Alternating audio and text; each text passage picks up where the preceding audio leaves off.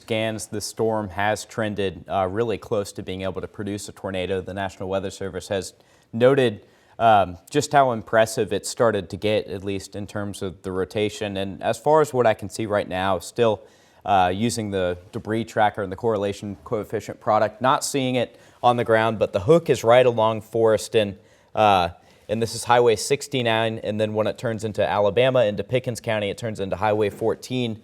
And that hook is right almost on the Mississippi-Alabama border for right now. Again, this is coming into Pickens County, Alabama quite quickly, but the rotation continues to look very, very impressive.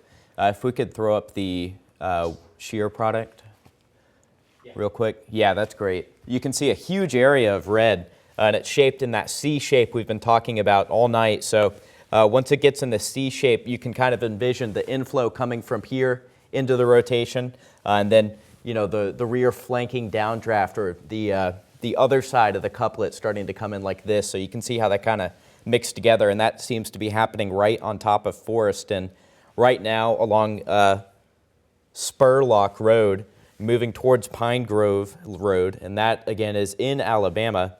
And right now it's straddling the border between Mississippi and Alabama. Go ahead and take another look at my computer here. Still not seeing confirmation on the ground, at least on my computer right now, but this is straddling the border between Mississippi and Alabama, and the rotation continues to be quite impressive along Adams Road and Pine Grove Road. Again, Lowndes County, if you're in Columbus, anywhere back into Lowndes County, you are fine now.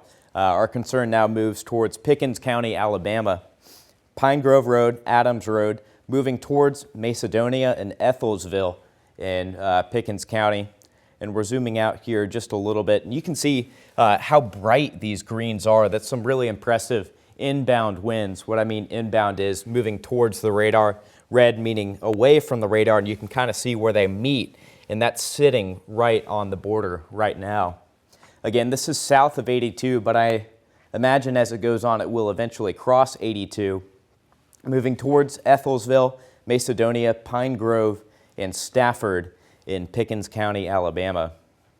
And the rotation continues to just stay as close as possible.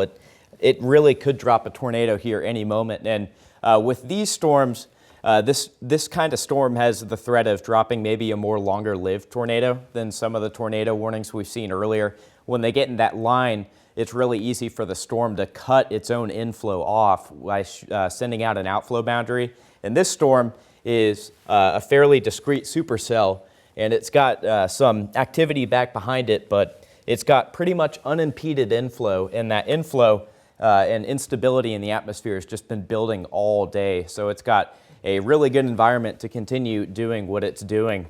And if it's not producing a tornado right now, it looks like it's certainly about to, or at least trying its hardest. Isaac? Yeah, Charlie, for sure. That